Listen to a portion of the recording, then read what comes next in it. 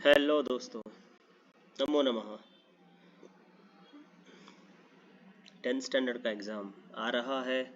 बच्चे बहुत सारे कंफ्यूज हैं, बोल रहे हैं हमें ये समझ में नहीं आ रहा है, हमें वो समझ में नहीं आ रहा है, हम ये नहीं कर पा रहे, हम वो नहीं कर पा रहे। तो कोई बात नहीं है, for that we are here right to explain everything.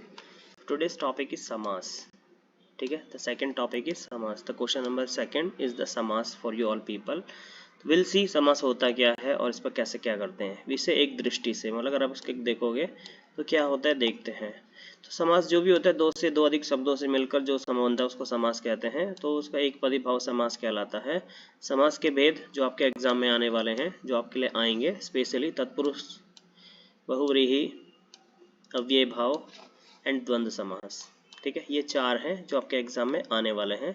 तो तत्पुरुष जो है, तत्पुरुष के बाद ये भी देख सकते हो कर्मधारय समास, द्विगु समास, नए तत्पुरुष ये पोर्शंस में नहीं है, बट 1% के लिए क्या पता दे सकता है। उपपद विभक्ति ये भी 1% के लिए, तो ये भी 99% नहीं आएगा, बट 1% के लिए चांस है कि दे सकता है।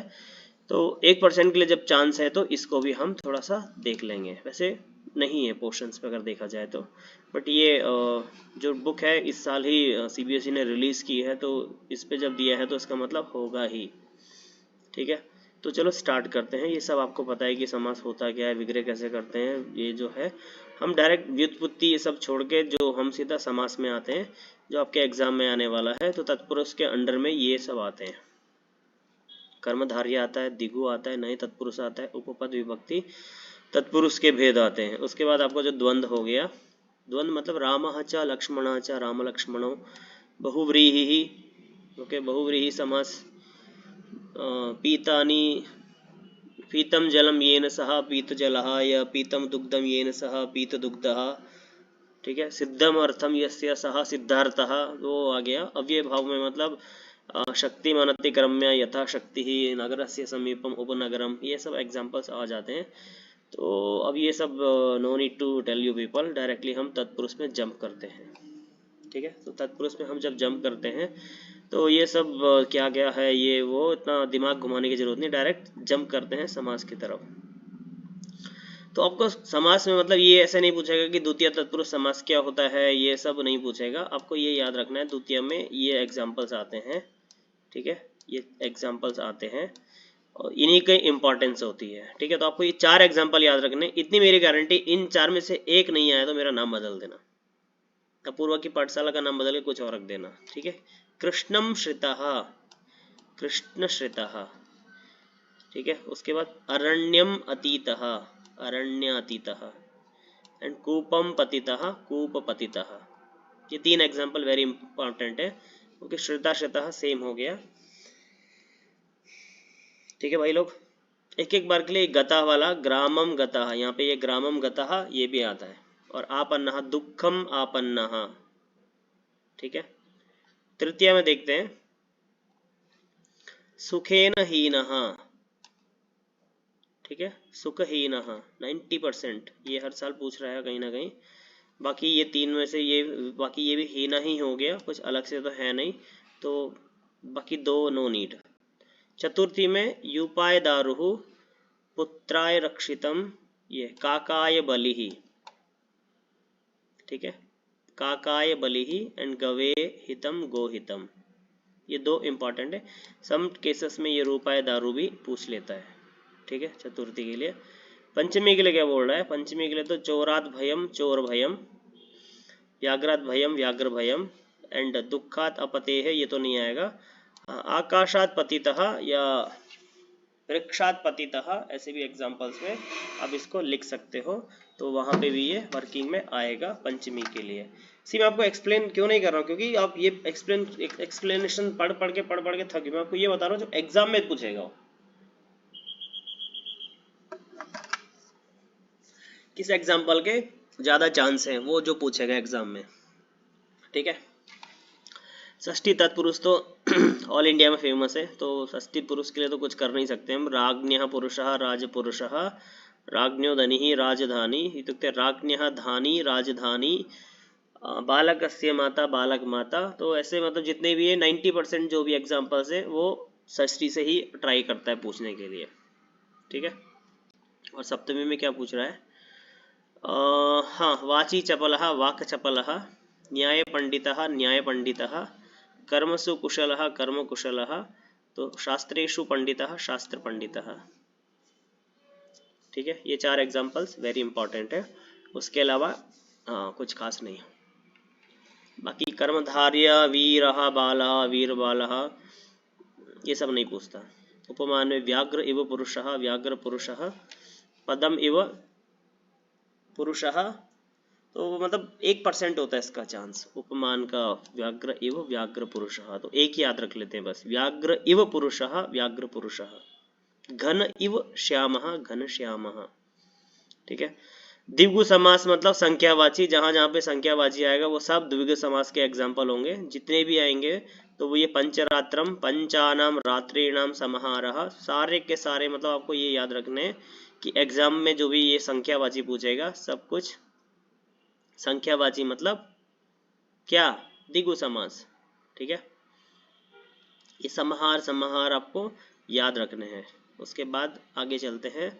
आगे क्या बोल रहा है, उपपद विभक्ति में ये 1% चांस मैंने बोला था, सर्वम ददाति इति सर्वदः, पंके जायते इति पंकजः, जले जायते इति जलजः, ये टिल लास्ट ईयर तक था। और नए तत्पुरुष समास का तो मतलब न आदि ही अनादि ही, न जरह अजरह, न मरह अमरह, ऐसे एग्जाम्पल्स आते हैं। ठीक है भाई लोगों, ऐसे एग्जाम्पल्स का इसमें प्रयोग होता है। आगे चलते हैं। तो आगे क्या बोल रहा है, बहुव्रीहि समास बोल रहा है। बहुव्रीहि समास, ये सब definitions I don't want to give you people, directly हम समास के एग्जांपल्स देखते हैं। इन्हीं एग्जांपल में से आपके एग्जाम में आएगा और कहीं से नहीं आएगा, ये टेक्स्ट बुक का ही पार्ट है।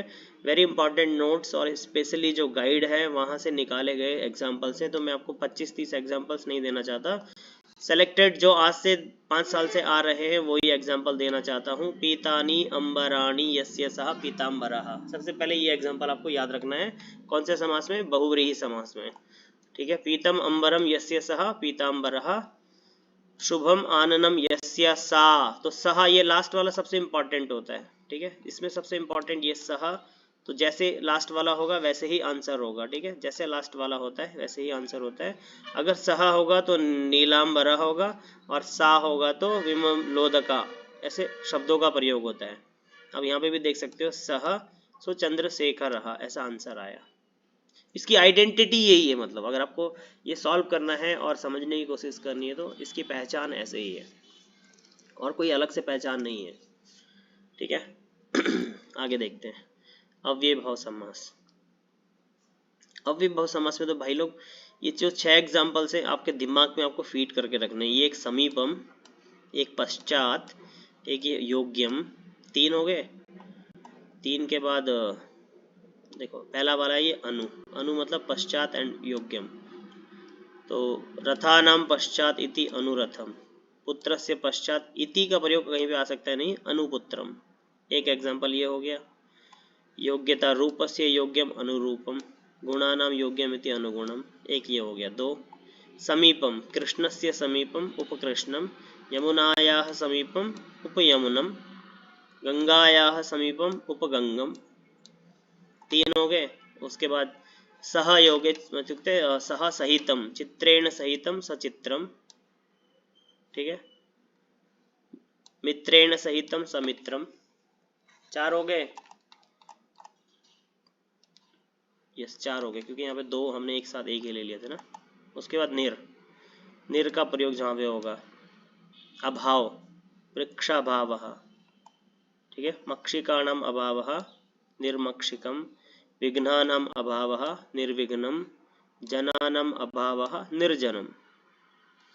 एक्सेप्ट जलस्य अभावः, बाकी सारे examples except this example all other examples जो भी होंगे वो सब बहुवचन में होंगे, क्योंकि जलानाम अभाव नहीं होता, जलस्य अभाव। पानी मतलब इतना उसको हम कंपैरिटिव नहीं कर सकते।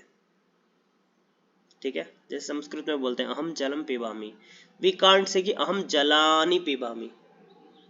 ठीक है, अहम भोजनम करोमि, बिकॉज भोजनम इज नाम one thing only, in that you can't say कि हम भोजनानि करोमि। ठीक है, hope you people are understanding. तो ये फेमस एग्जांपल्स हैं, इसके तो सारे एग्जांपल फेमस है। शंकानाम अभावः, एक्चुअली ये शंकानाम तो पूछा नहीं उसने, पर ये धनानाम अभावः निर्धनम बहुत बार पूछा है एग्जाम में, ठीक है। और ये प्रति, ठीक है, दिनम दिनम इति प्रतिदिनम, पादे पादे प्रतिदिनम, ठीक है, पादम पादम इति प्रतिपादम, पादे पादे प्रतिपादम। तो दिनम दिनम इति प्रतिदिनम एंड दिने दिने ऑल्सो प्रतिदिनम, प्रतिदिने, ठीक है।